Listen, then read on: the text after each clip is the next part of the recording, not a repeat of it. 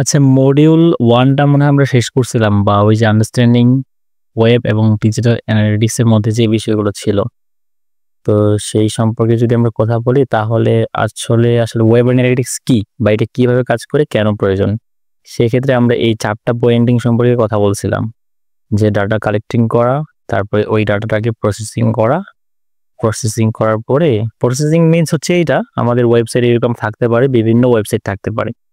তো আসলে এই যে ওয়েবসাইটটা, এটার আসলে কাজকর্ম কি, বা একজন ভিজিটর বা অডিয়েন্স যখন আসবে, এই ধরনের এজেন্সির অডিয়েন্স কারা হইতে পারে, যারা বিভিন্ন বিজনেস করে বা সার্ভিস প্রোভাইড করে ওয়ান কাইন্ড অফ, তারাই হচ্ছে এই যে এই ওয়েবসাইট বা ল্যান্ডিং পেজের অডিয়েন্স।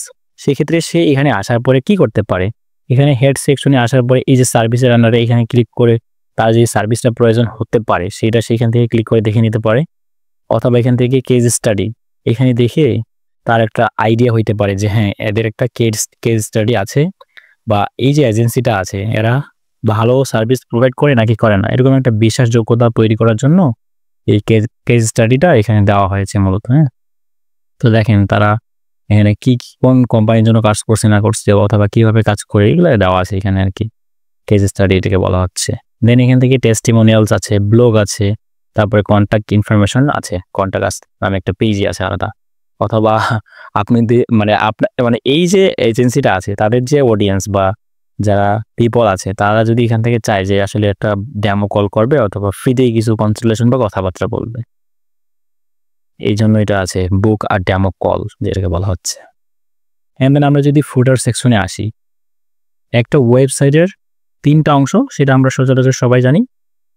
যেটা টপে আমরা দেখতে পাই, এটা কিন্তু প্রত্যেকটা পেজের জন্য কমন। দেখেন আমরা কিন্তু যদি উপরে ইউআরএলটা ফলো করি, তাহলে এখানে আমরা কেস স্টাডি যে অপশনটা ছিল, ওই অপশনের মধ্যে ক্লিক করে আমরা এখন এই মুহূর্তে আছি কেস স্টাডি। কিন্তু আমি যদি আবারও হোমে চলে যাই, তাহলেও কিন্তু আমার এই হেড সেকশনটা সেম ওইটাই থাকবে, যেই লেখাগুলো আমরা দেখতে পাচ্ছি, বা যে এই যে ওয়াইড একটা শেপের ভিতরে এই যে আপনার logo first of all, and then এখান থেকে বিভিন্ন সার্ভিস বা ক্যাটাগরি। হ্যাঁ, তো সেই ক্ষেত্রে আমি যদি এখন কন্টাক্ট পেজে যাই, তারপরেও কিন্তু আমার হেড সেকশনটা ওইটাই থাকবে, আর মাঝখানেটা হয়তো বা ওই যে কন্টেন্টগুলা বা বডি সেকশন যেটা, সেটা মাঝখানে যেটা থাকে সেটাকে বলা হচ্ছে বডি সেকশন। সেক্ষেত্রে এটা পরিবর্তন হয়ে যেতে পারে, এটা কিন্তু কমন। কিন্তু কমন এখানে 2টা বিষয়, একটা হচ্ছে আপনার হেড সেকশন আর একটা হচ্ছে বডি সেকশন। দেখেন এখানে বডির মধ্যে, বা না বডি না, এটাকে বলা হচ্ছে ফুটার সেকশন। উপরটাকে বলা হচ্ছে হেড, আর নিচেরটাকে সর্বশেষ যেটা আমরা নিচে গিয়ে পাচ্ছি, যেমন আবারও লোগো দেখতে পাচ্ছি, তারপরে company, service, case study, and then এখান থেকে তাদের ম্যাপস কোথায়, হ্যাঁ, বা লোকেশন কোথায়, এটা দেখাচ্ছে। এর পাশাপাশি সোশ্যাল মিডিয়াগুলো লিঙ্ক আপ করা আছে, প্রত্যেকটা সোশ্যাল মিডিয়া। তো এটাকে বলা হচ্ছে ফুটার, মাঝখানেরটাকে বলা হচ্ছে বডি, আর উপরেরটাকে বলা হচ্ছে হেড সেকশন বা হেডের অংশ। তো সেই ক্ষেত্রে আমরা যদি এই যে কোন একটা জায়গায় ক্লিক করে এখান থেকে ভিউ সোর্স নামে একটা আছে, ভিউ সোর্স পেজ, যদিও আমি উইন্ডোজ 11 ব্যবহার করি, তো সেই ক্ষেত্রে হয়তো বা আমার এখানে একটু লেখাটা বড় আকারে দেখা যাচ্ছে যে ভিউ পেজ সোর্স। কিন্তু আপনারা যারা উইন্ডোজ 10 প্রো ব্যবহার করতেছেন বা উইন্ডোজ 10, সেক্ষেত্রে জাস্ট ভিউ সোর্স নামে অপশন আসবে, এবং এতগুলো লেখা নাও আসতে পারে, বাট আমার ক্ষেত্রে আসতেছে। হ্যাঁ, তো আমি এখান থেকে জাস্ট, অথবা এটা যে শর্টকাট যে অপশনগুলো বা শর্টকাট কি যেটাকে বলা হয়, ওটা যদি আপনি করেন, তাহলে আপনি জাস্ট কন্ট্রোল ইউ লিখে প্রেস করলেই ভিউ সোর্স পেজ চলে আসবে। ওএমজি, আমি কোথায় ক্লিক করলাম? আচ্ছা, এখান থেকে ক্লিক করে ভিউ সোর্স পেজে ক্লিক করলাম। এই যে দেখেন, এটা হচ্ছে যে এই যে দেখেন প্রথমে হচ্ছে HTML দেখতে পাচ্ছি, তারপরে এই যে জাভাস্ক্রিপ্টের প্রথম ওয়ার্ডই হচ্ছে স্ক্রিপ্ট দিয়ে শুরু হয়, এবং তার একটা কি বলে শেষের দিকে ওই স্ক্রিপ্ট লেখাটা থাকে, ক্লোজিং ট্যাগ যেটাকে বলা হয়, স্টার্টিং এবং ক্লোজিং।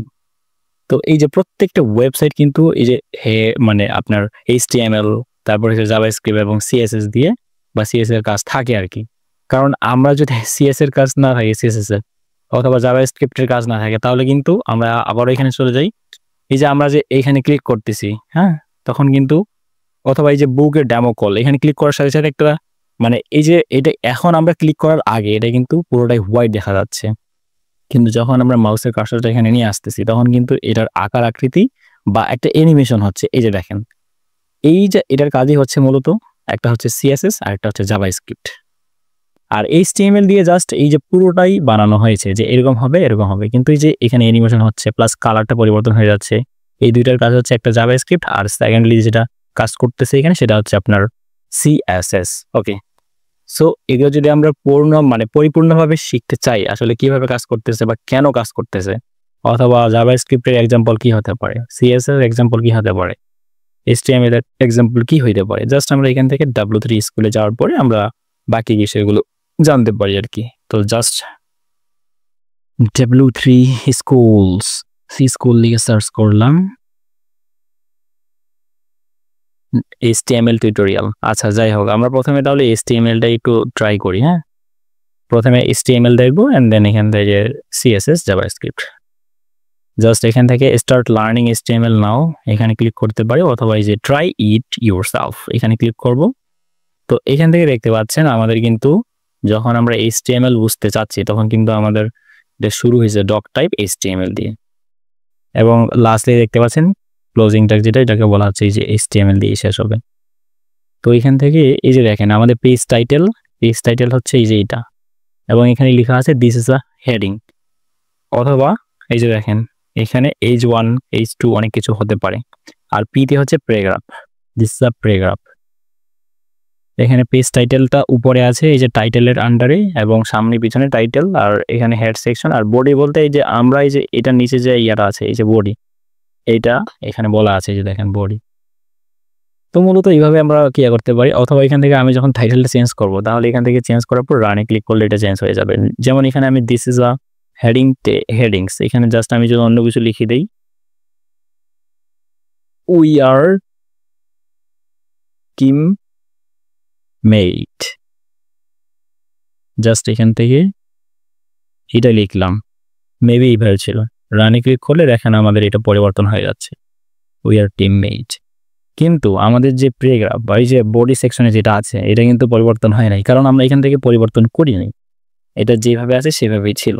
তো এটা জাস্ট একটা ফর এক্সাম্পল আসলে HTML কি কিভাবে কাজ করে। আর HTML এ এখানে দেখেন আমরা যে এখানে দেখেন আমরা যখন এখানে ক্লিক করতেছি, যেমন আমি হোমে ক্লিক করলাম তখন কিন্তু একটা কালার চেঞ্জ হয়ে যাচ্ছে। এখন দেখেন এটা কিন্তু ব্ল্যাক, ঠিক আছে। যখন আমি এখানে মাউসটা নিয়ে আসতেছি তখন কিন্তু এটার কালারটা পরিবর্তন হয়ে যাচ্ছে।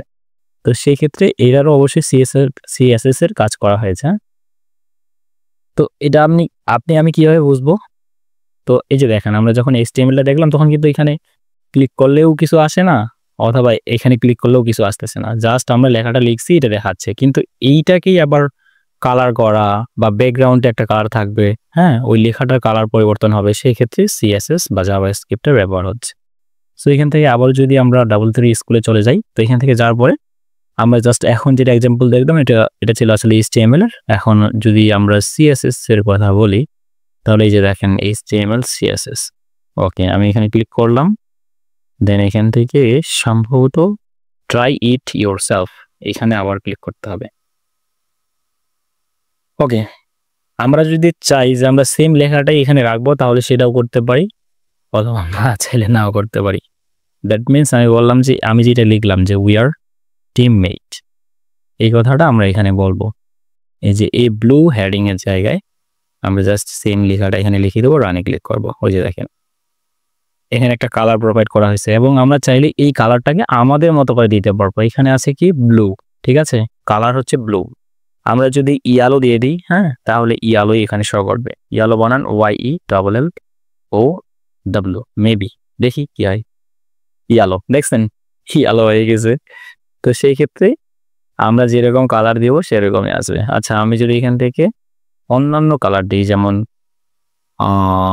ব্ল্যাক, BLACK, ব্ল্যাক, না এটাতে স্পেস দেওয়া যাবে না। আচ্ছা, রানে ক্লিক করলাম, দেখেন এটা ব্ল্যাক হয়ে গেছে, ব্ল্যাক মানে কালো হয়ে গেছে।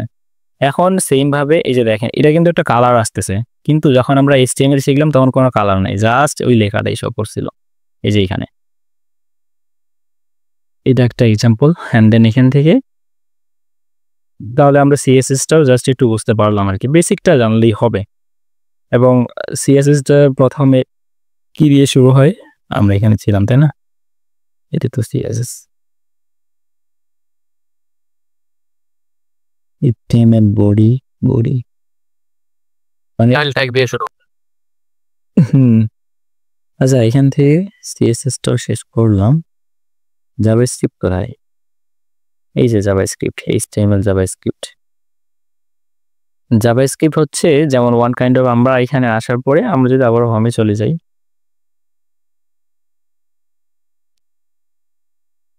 হোমে চলে যাওয়ার পরে যেমন আমি যদি যে ইটস ফ্রি বা এখানে বুক আর ডেমো করলে ক্লিক করলে আমরা অন্য একটা পেজে যাচ্ছি এবং এটা ক্লিকেবল হচ্ছে।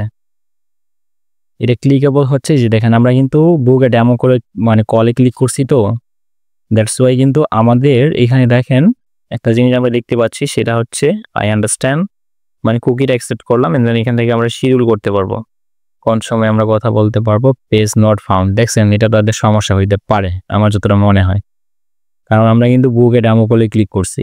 হয়তো আমাদের এখানে দেখাইতে পারতো যে আমরা কোন সময়টাতে কি করতে পারবো, তাদের সাথে কথাবার্তা বলতে পারবো। যাই হোক, এটা তাদের ফলস হইতে পারে অথবা তারা এটা দেখে নেই।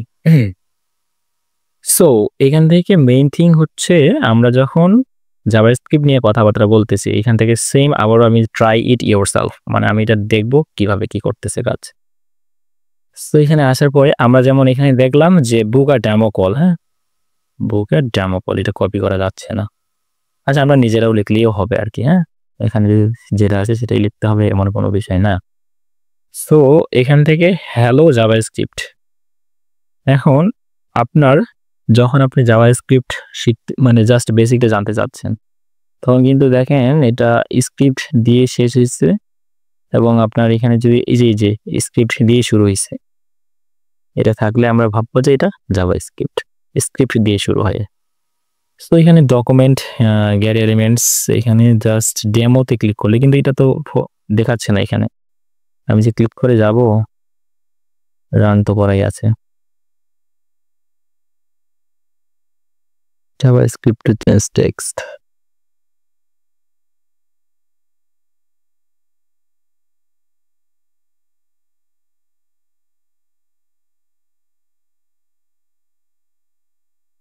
এই যে হ্যালো জাভাস্ক্রিপ্ট লেখাটা আছে না, মেবি ডেমোতে ক্লিক করলে অথবা ডেমো হিসেবে থাকবে যে হ্যালো জাভাস্ক্রিপ্ট।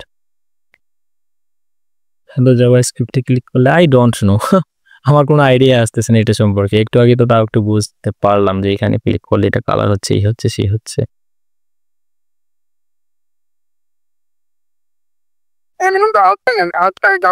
এই তো পেয়েছি দাদা, পেয়েছি এই যে দেখেন। হ্যাঁ, যাক পেয়েছি।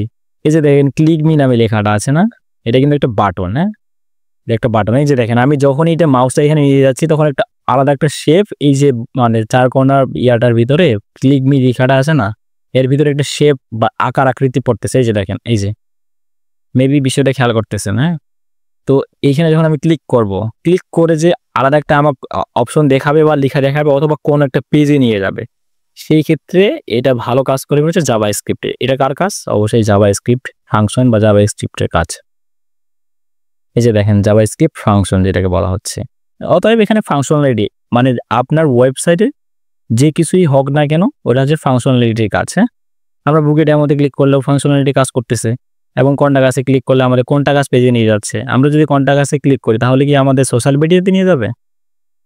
অবশ্যই সোশ্যাল মিডিয়াগুলো পরে থাকতে পারে সেখানে, যখন আমরা কন্টাক্টস পেজে যাব এবং এখানে growthcart.agency এরপরে আমরা এই যে কন্টাক্টস লেখাটা দেখতে পাবো। আমরা জাস্ট ক্লিক করলাম, ওই যে দেখেন কন্টাক্টস নামে আরেকটা পেজ আমরা দেখতে পাচ্ছি।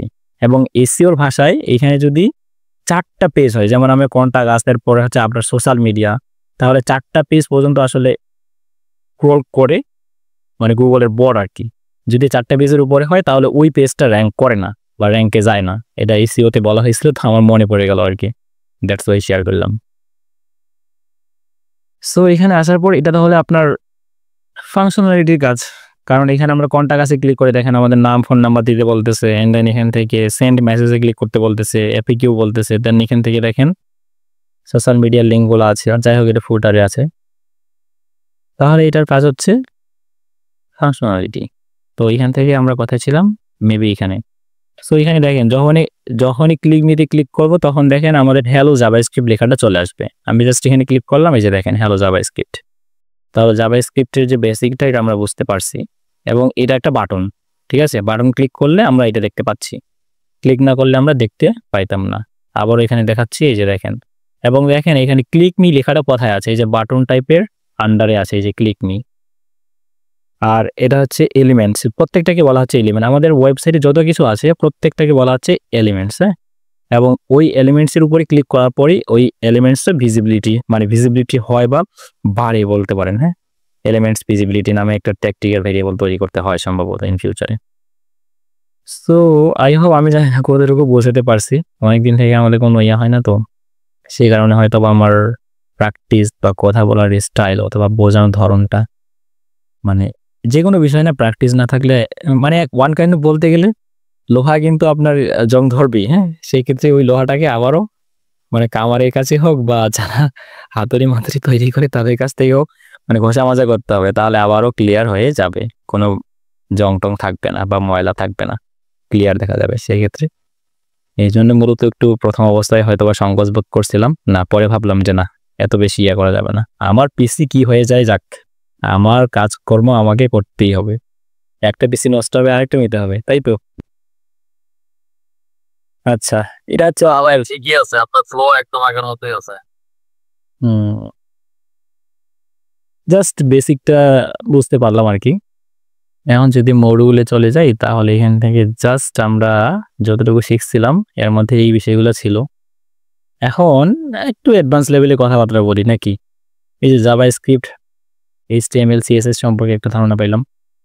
আর এইচটিএমএল মানে বুঝে নেন যে জাস্ট এই একটা মানে ডিজাইন তৈরি করা, কিন্তু ওই ডিজাইনের মধ্যে লেখার কোনো ফন্ট থাকবে না, কোনো কালার থাকবে না। এই যে আমি যখন এটা সিলেক্ট করতেছি তখন কিন্তু একটা কালার আসতেছে দেখেন, কিন্তু এখানে যখন আপনি এইচটিএমএল দেখছেন তখন কিন্তু এখানে সেম কথাটাই আসতেছে, কিন্তু এটা ক্লিকেবল হচ্ছে না বা এটার কোনো কালার নাই, যেটা বাই ডিফল্ট ওইটাই।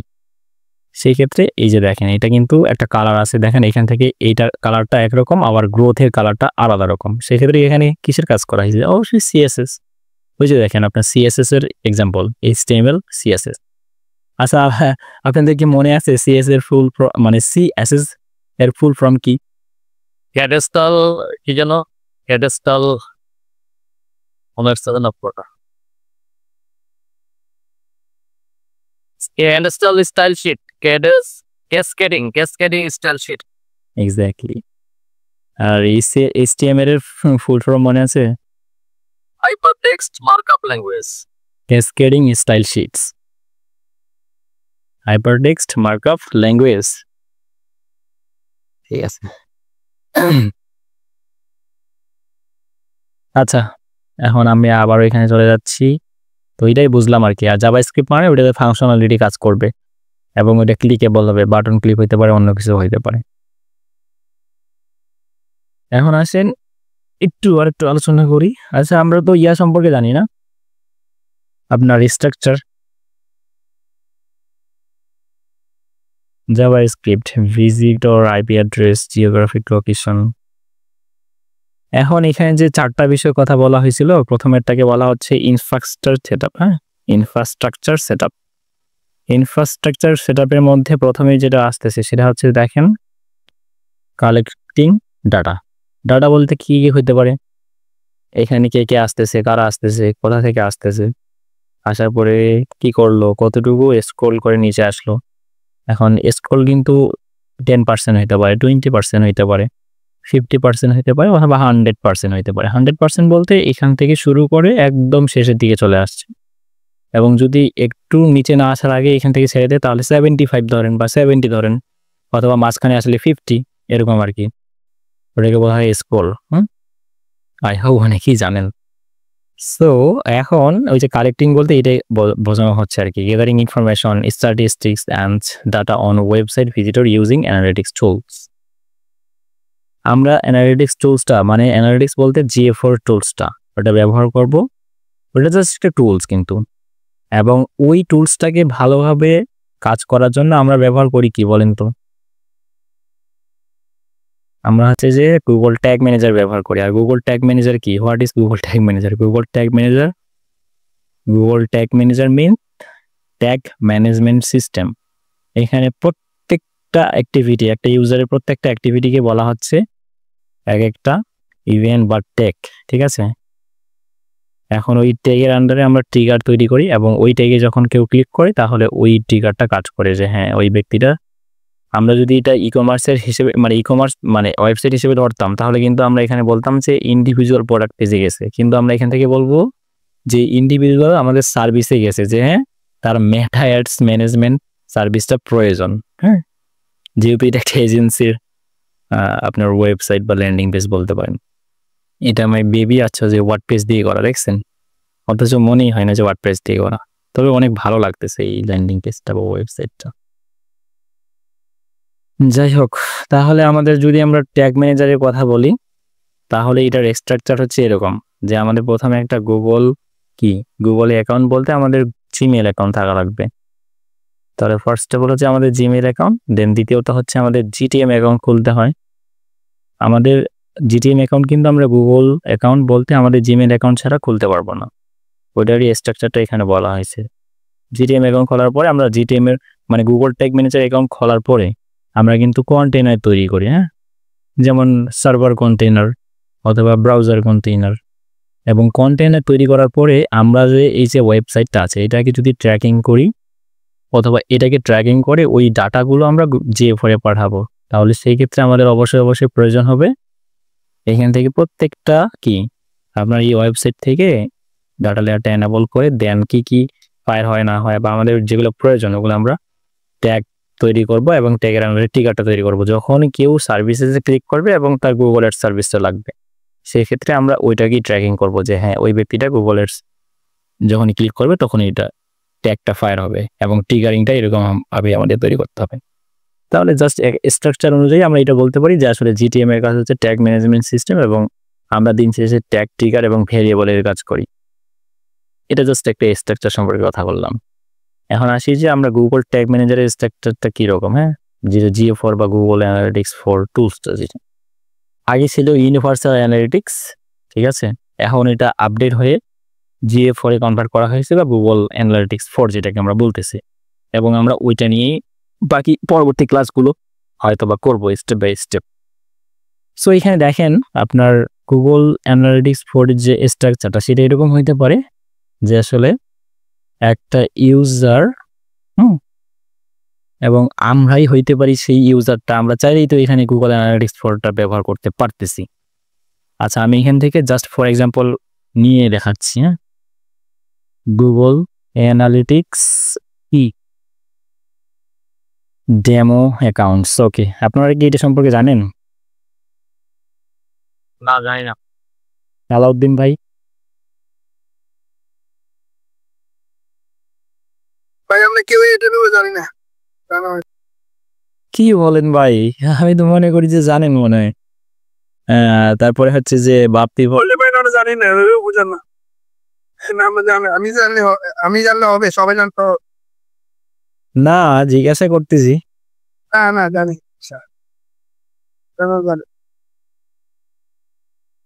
এখানে আমরা ডাটাগুলো পাঠাবো আর কি জিটিএম থ্রু। যেহেতু এটা ডেমো অ্যাকাউন্ট, তার মানে কি প্র্যাকটিস পারপাস? কোনটা? ডেমো অ্যাকাউন্টটা ডেমো অ্যাকাউন্ট থেকে আপনি অনেক কিছু বুঝতে পারবেন দাদা দিন শেষে। দেখেন আমি ডেমো অ্যাকাউন্টে চলেই আসলাম। এখান থেকে আমার কিন্তু কোনো রকম ট্র্যাকিং করা লাগে নাই, এটা সেভ ছিল। হ্যাঁ, স্কিপ টুরে ক্লিক করলাম, নেক্সটে ক্লিক করলাম, নেক্সটে ক্লিক করার পর আমার স্ক্রিনটা একটু বড় করে নিচ্ছি, কোঅর্ডিনেটে ক্লিক করলাম, দেন এখান থেকে দেখেন আমার লাস্ট 30 মিনিটসে কতগুলো ভিজিটর আসছে, কোথায় আসছে, ধরেন একটা গুগলের ওয়েবসাইট বা আমার একটা ক্লায়েন্টের ওয়েবসাইট। এটা কিন্তু ডেমো অ্যাকাউন্ট, আমি কিন্তু নতুনভাবে অ্যাকাউন্ট খুললাম না। হ্যাঁ, আই হোপ যে বুঝতে পারছেন। এই যে দেখেন ইউজার, অ্যাক্টিভ ইউজার্স, কি ইভেন্টস কি, তারপরে আপনার কত কি হয়েছে, তারপরে আপনি এখানে ক্লিক করেন রিপোর্টসের আন্ডারে আপনি রিপোর্টসও দেখতে পারবেন, অ্যানালাইসিস করতে পারবেন, মানে সব বিষয়গুলো এখান থেকে আপনি দেখতে পারবেন আর কি। দেখেন রিয়েল টাইম ওভারভিউ, আমি রিয়েল টাইম ওভারভিউ ক্লিক করলাম, কোন ইউজার কোথা থেকে আসছে, হ্যাঁ, এই যে স্পেন, আরও বিভিন্ন লোকেশন দেখাচ্ছে, সব কিছু দেখতে পাবো। এই যে দেখেন ডিরেক্ট আসছে নাকি গুগল থেকে আসছে, এবং এটা কি আসলে রিয়েল টাইম অ্যাক্টিভ ইউজার অথবা এঙ্গেজড হয়েছে কিনা, কোথা থেকে কি সব আমরা দেখতে পাবো। দেখেন রিয়েল টাইম স্ক্রিন বা ইসি, গুগল ম্যাপ, ইউটিউব থেকে আসছে, অনেক কিছু আছে এখানে। এখন কোন কোন পেজে সে বেশি করতেছে দেখেন, এই যে আইটেম লিস্টে বেশি ভিউ করতেছে, তারপরে আপনার সিলেক্ট আইটেমে ক্লিক করতেছে, হ্যাঁ, পেজ ভিউ হচ্ছে, পেজ ভিউ সব থেকে বেশি হচ্ছে, হ্যাঁ, তারপরে ভিউ আইটেম লিস্টে যাচ্ছে, মানে সব ধরনের বিষয়গুলো এখানে দেখতে পাবো। তো এখানে আমার আসার মূল একটাই কারণ, সেটা হচ্ছে আমি যদি একটু সেটিংসে ক্লিক করি বা অ্যাডমিনে ক্লিক করি, অ্যাডমিনে ক্লিক করার পর আমরা এখানে অ্যাকাউন্ট ডিটেইলসে না গেলাম। তো আমাদের হচ্ছে যে এই অ্যানালিটিক্স বা GA4 অ্যাকাউন্টটা খোলার সময় আমাদের প্রথমে স্ট্রাকচার অনুযায়ী আমাদের একটা জিমেইল অ্যাকাউন্ট থাকতে হয়। দেন আমরা অ্যাকাউন্ট খুলি, অ্যাকাউন্ট খোলার পর আমরা প্রপার্টি তৈরি করি, হ্যাঁ, প্রপার্টি। দেন প্রপার্টি তৈরি করার পরে আমরা ডাটা স্ট্রিম, মানে আমরা কোথা থেকে ডাটা কালেকশন করব বা ডাটা কালেক্টিং করে এটাকে প্রসেসিং করব বা রিপোর্টিং করব, এই বিষয়গুলো আসতেছে। এটা বোঝানোর জন্য জাস্ট এখানে আসলাম, হ্যাঁ, আর তাছাড়া এমন কিছুই না। এটা হচ্ছে ডেমো অ্যাকাউন্ট, হ্যাঁ, এখান থেকে আপনি অ্যানালাইসিস করতে পারবেন, অনেকগুলো বিষয় দেখতে পাবেন। আমি কিন্তু কোনো ওয়েবসাইট এখানে ইন্টিগ্রেশন করলাম না, ওইটা আমরা করব, আমরা নেক্সট ক্লাসে ওই সব বিষয়ে আলোচনা করা হচ্ছে। জাস্ট আজকে দেখাইলাম ডেমো একটু। তাহলে এই যে অ্যানালিটিক্সটা সে দিছে যে 12K অ্যাক্টিভ ইউজার, এটা কি মানে এই মুহূর্তে অ্যানালিটিক্সটা যারা ইউজ করতেছে GA4 সেই হিসাবটাই দিছে এখানে? এক্স্যাক্টলি এটা গুগল থেকে দিয়ে দিচ্ছে আমাকে, মনে করেন আপনাকেও দিবে। আমি যেভাবে আসলাম আপনিও সেভাবে আসবেন। এখান থেকে আপনি যে ট্র্যাকিং করবেন, আপনি কি কি বিষয় ট্র্যাকিং করা লাগবে, অথবা আপনি এখান থেকে রিয়েল টাইম দেখতেছেন, এখানে কিন্তু সব সেট আপ করা আছে, বুঝতে পারছেন দাদা? এই যে দেখেন আমি এক্সপ্লোরে ক্লিক করলাম, এখান থেকে সব কিছু সেট আপ করা আছে। দেখেন আপনার কি কি আছে, এই যে দেখেন ই কমার্স পারচেস, যারা যারা পারচেস করতেছে, আইটেম নেমগুলো কি কি, হ্যাঁ, তারপরে আরো অনেকগুলো বিষয় আছে। এখান থেকে কিন্তু আমরা রিপোর্টিং বা এই যে ফানের এক্সপ্লোরেশন, পাথ এক্সপ্লোরেশন সবই আছে। এখান থেকে আমি পাথ এক্সপ্লোরেশনে ক্লিক করলাম, মানে এই যে দেখেন এখান থেকে আমাদের সেগমেন্ট কি, তারপরে একটা ব্যক্তি আসার পরে তার সেশন স্টার্ট হয়েছে, তারপরে পেজ ভিউ হয়েছে কতগুলো, দেখেন এখানে 68,086 এতগুলো মানুষ, মানে 68,000, মানে এত হাজার এতগুলো মানুষ, কিন্তু এখান থেকে পেজ ভিউ হয়েছে জাস্ট 60,000, ঠিক আছে? তাহলে এখান থেকে তারপর হচ্ছে যে সে কোথায় গেল, এই যে দেখেন এই বিষয়গুলো, অনেকগুলো বিষয় আছে, পেজের event name, page title, screen, অনেকগুলো বিষয়, ডিরেক্ট নাকি পেইড ভাবে আসছে, নাকি ওই ব্যক্তিটা মোবাইল ফোন থেকে আসছে, নাকি ট্যাবলেট থেকে আসছে, সব ধরনের ইনফরমেশন আমরা এখানে কি করতে পারবো, এইভাবে ভিজুয়ালাইজ বা এইভাবে দেখতে পাবো সুন্দরভাবে, গ্রাফ আকারে বা আকারে, এই ধরনের অনেকগুলো বিষয়। এগুলো জাস্ট মানে ফাইনালি দেখার জন্য। এখন আমরা যখন ফ্রি ওয়েবসাইট খুলতেছি, তখন কি আমাদের এতগুলো ব্যক্তি আসবে না তো। সেই ক্ষেত্রে এইটা দিয়ে ভালোভাবে বোঝা যায়, অথবা এখান থেকে আমি এগুলো এডিটও করতে পারবো। এই যে দেখেন এখানে ধরে এডিট করতে পারবো বা হোভার করতে পারবো, এটা হচ্ছে এটার কাজ। আপনি রিপোর্টসে ক্লিক করেন। আর ওয়েব অ্যানালিটিক্স কিভাবে কাজ করে আমরা তো জানি। এখানে প্রত্যেকটা ইভেন্টকে আমরা ট্যাগ ট্রিগার ভেরিয়েবল দিয়ে ইয়ে করবো, অথবা আমরা যদি GA4 এই যে অ্যাকাউন্ট স্ট্রাকচার নিয়ে কথা বললাম না, অথবা এখান থেকে গুগল অ্যানালিটিক্স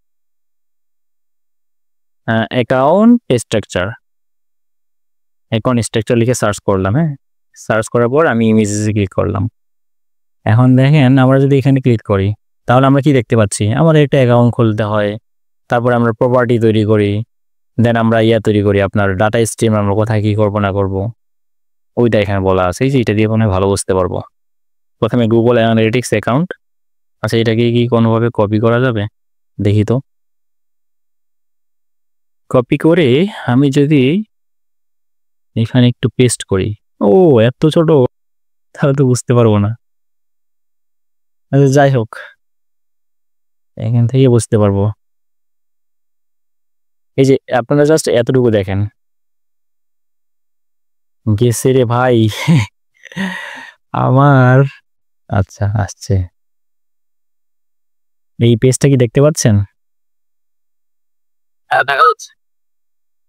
কিন্তু আমি তো এডিট করতে পারতেছি না, জাস্ট সিলেক্ট এরিয়াটাই আসছে, এই তো আসছে। একটু স্লো, কি করব, গরিব মানুষ। ও আচ্ছা, কালারটা পরিবর্তন করতে হবে।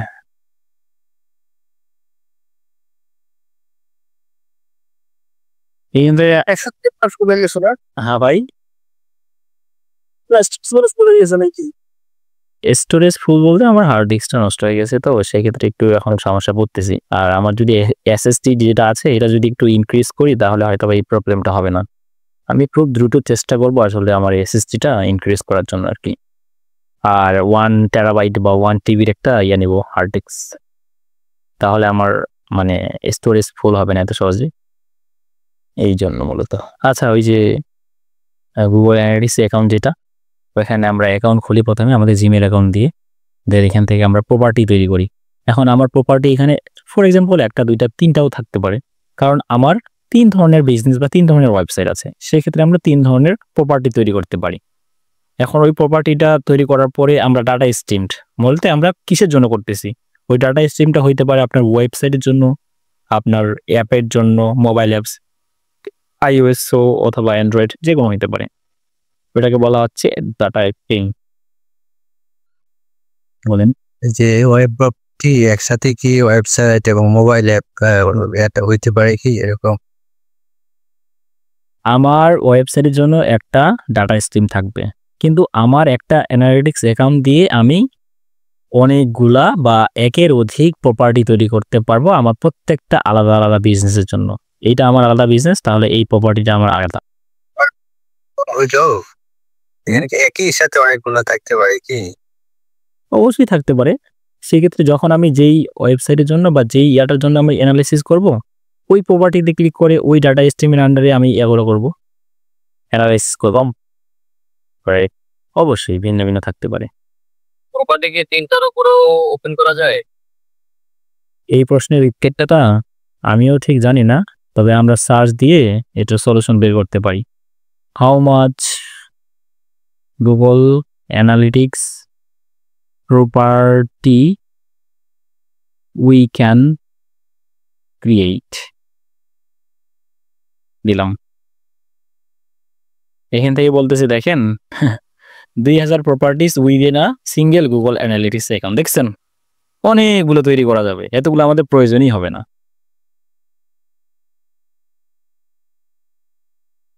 এই যে দেখেন, what is property? A property represents a website or app that you want to track data from within Google analytics. Maybe আপনার প্রশ্নের উত্তর পেয়ে গেছেন, ঠিক আছে? তার মানে একটা সিঙ্গেল গুগল অ্যানালিটিক্স অ্যাকাউন্ট থেকে আমরা অনেকগুলো প্রপার্টি তৈরি করতে পারি আমাদের কাজের প্রয়োজনে। বাপ্পি ভাই শুনতে পেয়েছেন? হ্যাঁ ভাই। এবং প্রপার্টি কিভাবে এর সাথে অ্যাপ অথবা ওয়েবসাইট থাকতে পারে, মানে একসাথেই একটা সিঙ্গেল গুগল অ্যানালিটিক্স অ্যাকাউন্ট দিয়েই করতে পারবো প্রপার্টি। তারপর বলতেছে what is a property? A property represent, এটা তো বললাম মনে হয় উপরে ছিল। তারপর হচ্ছে ক্রিয়েটিং আ প্রপার্টি, কিভাবে প্রপার্টিটা তৈরি করবেন বা ক্রিয়েট করবেন। To create a new properties go to the admin section. That means আমাদেরকে বলতেছে এখান থেকে আমাদের এই যে অ্যাডমিন সেকশনটা আছে এইখানে যাইতে বলতেছে। ওকে ঠিক আছে, আমরা রিয়েল টাইমে দেখতেছি, এখানে আসলাম। এন্ড দেন এখান থেকে কি বলতেছে আর একটু দেখে নিই। বলতেছে তুমি তোমার property go to the admin section. Okay, admin সেকশনে আসলাম। Of your Google analytics account and click create property. আমাদের এখানে আবারও আসলাম, ওই যে গুগল অ্যাকাউন্টসের আন্ডারে এখানে প্রপার্টি তো আমরা এখানে দেখতে পাচ্ছি। একটু বিষয়গুলো লাগতেছে এলোমেলো, বুঝতে পারছেন? তবে এগুলো কোনো বিষয় না, একটা সময় এগুলা কি বলে পানির মতো হয়ে যাবে, যেমন গুগল অ্যাডসটা পানির মতো হয়ে গেছে।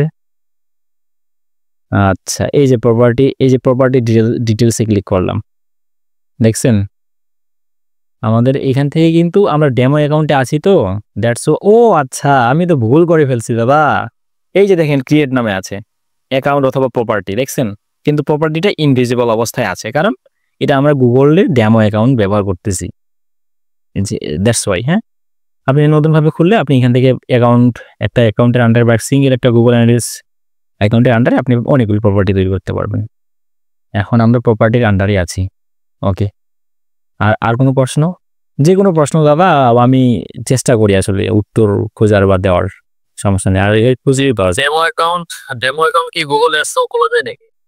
গুগল অ্যাডসে হয় না, এটা জাস্ট গুগল অ্যানালিটিক্সে হয়। আমি যেমনভাবে আসলাম সেমভাবে আপনি করতে পারবেন। মানে ডেমো বলতে তো আমরা নমুনা বুঝি আর কি, যে কোনো কিছু নমুনা। হ্যাঁ অবশ্যই, আমি তো নবুরা অ্যাকাউন্ট থাকতে ডেমো অ্যাকাউন্টের প্রয়োজন, বা ডেমো অ্যাকাউন্ট বুঝাইছে আসলে।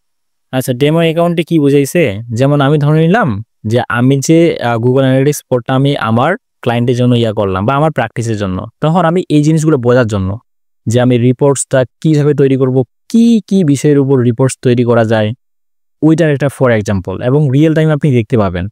দেখেন আমি যদি এখান থেকে এই যে একুইজেশনের আন্ডারে আমি এখানে ক্লিক করলাম এবং ইউজার একুইজেশন বা ট্রাফিক একুইজেশনস, এখানে ট্রাফিকগুলো একুইজেশন হচ্ছে কিভাবে, কোন কোন সোর্স থেকে, মানে এভরিথিং আপনি এখান থেকে বুঝতে পারবেন। এবং ওই ট্রাফিকটা কোথা থেকে কতগুলো আসতেছে, ঠিক আছে, এই দেখেন অর্গানিকভাবে এতগুলো আসতেছে।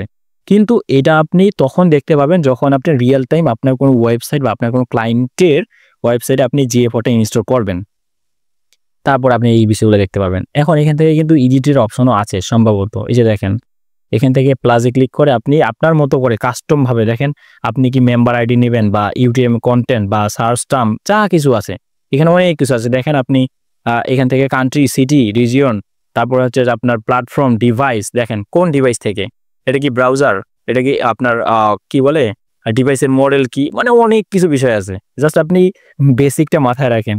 মেবি আমার এটা আজকে এখানে নিয়ে আসাটা ঠিক হয় নাই, তারপর নিয়ে আসলাম আর কি, বিষয়টা আমরা জানবো। বা আসলে গুগল অ্যানালিটিক্স পোর্টটাকে আমরা এমনভাবে নিব যে খুঁটিনাটি যত কিছু আছে এবং একটা ক্লায়েন্ট আসলে যেন তার কাজটা প্রপারলি করে দিতে পারি আপনার সবকিছু বিষয়ে। এইভাবে বলা যায় না, রিয়েল জিএ4 অ্যাকাউন্টে ব্যবহার করার আগে ডেমো থেকে আমরা এখানে হাত পাকাইলাম। এক্স্যাক্টলি দাদা, ডেমো থেকে আমরা সবকিছু রিসার্চ করলাম বা জানলাম। টোটাল রেভিনিউ কিরকম, অনেক কিছু আছে এখানে। আমি জাস্ট এই যে অ্যাকুইজিশনের আন্ডারে ট্রাফিক অ্যাকুইজিশন, মানে ওই যে অ্যাকুইজিশন হচ্ছে সে কোথা থেকে হচ্ছে, যে এখানে রেফারেল থেকেও আসতেছে, তারপরে পেইড সার্চ থেকে আসতেছে, অর্গানিক সার্চ থেকে আসতেছে, অনেক কিছু বিষয়।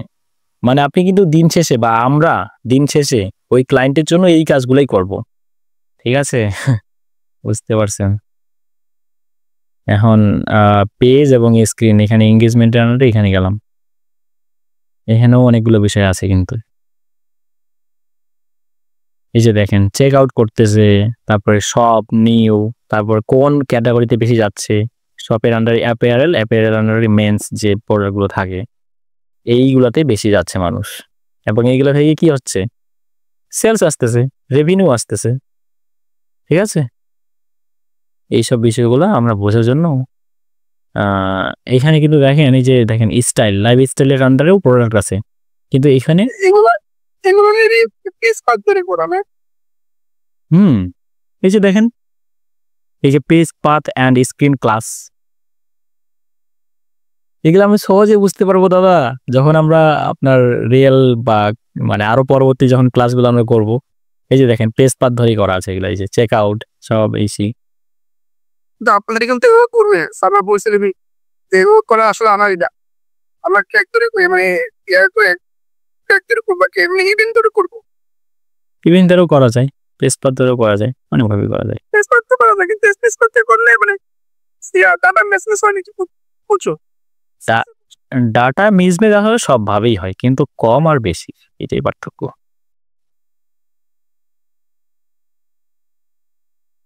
পেজ পাত করো। হ্যাঁ এই যে দেখেন এখানে কিন্তু সার্চ কনসোলটা ইন্টিগ্রেশন করা আছে, সার্চ কনসোল আছে। সার্চ কনসোল সম্পর্কে জানেন দাদা আলাউদ্দিন?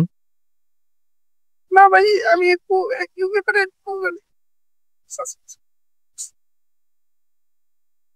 আচ্ছা বাদ দেন, মেবি আমাদের ক্লাসের টাইমটা আজকে শেষের দিকে চলে আসছি।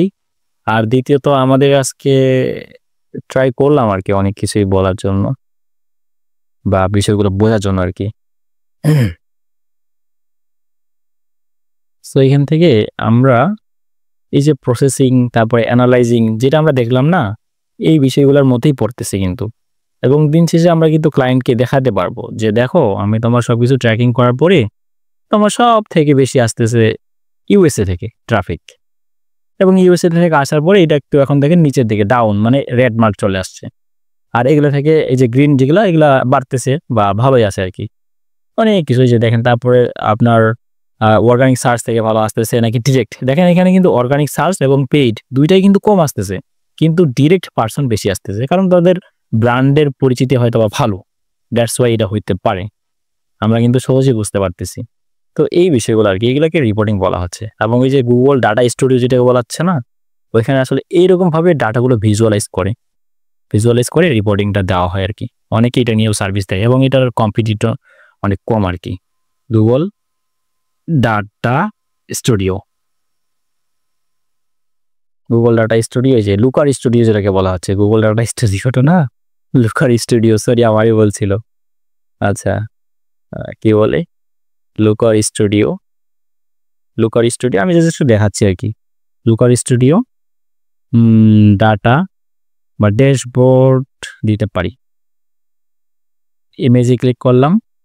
সো ওইখানে দেখেন এইভাবে ডাটাগুলো অ্যানালাইজ করা হয়। এই যে দেখেন লুকার স্টুডিও, ভিজিটে ক্লিক করলাম।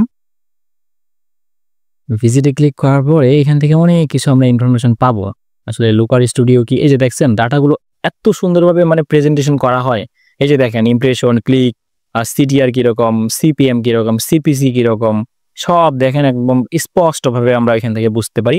এবং ক্লায়েন্টকে যখন এইভাবে দেওয়া হয় না, তো ওরা তখন হ্যাপি হয়, বা এটাকেই বলা হচ্ছে রিপোর্টিং। কিন্তু ওয়ান কাইন্ড অফ আমি যে কাজগুলো শিখতেছি এটার উপর মানে ওগুলোর উপরে বা ওগুলোর ভিতরে কিন্তু এটাও কিন্তু ইনক্লুড আছে যে আমাদের রিপোর্টিং করতে হবে। এই জন্য এখানে দেখেন বলা হয়েছে যে collecting, processing, analysing and lastly হচ্ছে reporting. Reporting the data that helps us to make business decision or getting better ROI। যখন আমরা এখান থেকে বুঝতে পারতেছি আমাদের সিটিআর ভালো না, আমাদের সিপিএম বা সিপিসিটা বাড়তেছে, ঠিক আছে, সেক্ষেত্রে আমাদের কি করলে আমাদের ক্লিক থ্রু রেটটা বাড়ানো যাবে, অথবা সিপিএমটা কমানো যাবে, অথবা সিপিসি কমিয়ে নিয়ে আসা যাবে। এখানে 1.18 চাচ্ছি, তো এখানে আমরা চাইবো যে 1.00 অথবা এরও নিচে নিয়ে আসতে সিপিসি যেটা। এইরকম ভাবে বিষয়গুলো আমাদের ভাবতে হবে, এই হচ্ছে বিষয়। ওকে, আর কোনো কথা আছে বলেন, 3 মিনিট সময় আছে আর। দাদা একটু ওই যে বিয়েতে জানতো যে জিএফোর ওইটা এখানে নমুনা। আচ্ছা, এখানে বিভিন্ন কান্ট্রি থেকে এই মুহূর্তে কি পরিমাণ লগ ইন আছে অ্যানালিটিক্স সেটাই তো দেখাচ্ছে নাকি? এই যে United states, India, China, Japan. না, এখানে দেখেন উপরে দেওয়া আছে অ্যাক্টিভ ইউজার্স, মানে আমরা যে ক্লায়েন্টের জন্য এটা সেট আপ করছি, তো ওইখান থেকে তার অডিয়েন্স কোন কান্ট্রি থেকে বেশি বা অ্যাক্টিভ ইউজার কারা এটা দেখাচ্ছে এখানে। কিন্তু আমরা গুগল অ্যানালিটিক্স 4 যারা ব্যবহার করতেছি তারা এখানে দেখাচ্ছে না। কিন্তু বুঝতে পারছেন অডিয়েন্সগুলো কোথা থেকে আসতেছে বা তাদের লোকেশন কোন কান্ট্রি, এগুলো দেখাচ্ছে এখানে। আপনি না বললেন আপনি এখনো কোনো ক্লায়েন্টকে এখানে অ্যাড করেন নাই? করি নাই, কিন্তু এটা আমি গুগল থেকে নিয়েছি যে তুমি আমাকে একটা ডেমো হিসাবে দাও এবং রিয়েল লাইফ আমি যেমন কাজ করবো সেরকমভাবে তুমি আমাকে দেখাও, এতটুকুই। আর এখানে আমরা অনেকগুলো দিতে পারি, লাস্ট 30 days অফ 7 days, অনেক কিছু। মানে এই স্ট্যাটিস্টিক্স আর আসলে রিয়েল না? কোনটা? এটা রিয়েল, কিন্তু আপনার যখন সেট আপ করবেন তখন এটা অবশ্যই কম বেশি হবে, ঠিক আছে। এটা রিয়েল ভাবেই দেখাচ্ছে, গুগলের এটা ডেমো, ঠিক আছে, কিন্তু এগুলো ফেক হইতে পারে, কিন্তু এইভাবেই ভিজুয়ালাইজেশন হবে, ঠিক আছে। কিন্তু এই যে দেখেন এই কান্ট্রি ওয়াইজ যে অ্যাক্টিভ ইউজার দেখাচ্ছে, খুব বেশি কিছু না সংখ্যাগুলো। দেখেন ইন্ডিয়া থেকে মাত্র 790 জন। এটা তো লাস্ট 7 days, হ্যাঁ, আপনি এখান থেকে লাস্ট 30 days দিয়ে দেন, দেখবেন যে অনেক বেশি। এই যে দেখেন আমি দেশে তো বেশি হবেই।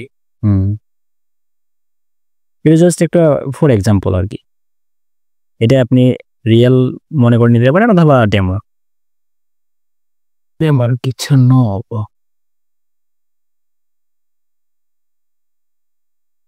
আর এই ডেমো অ্যাকাউন্টটা আপনি অ্যাক্সেস করতে পারবেন।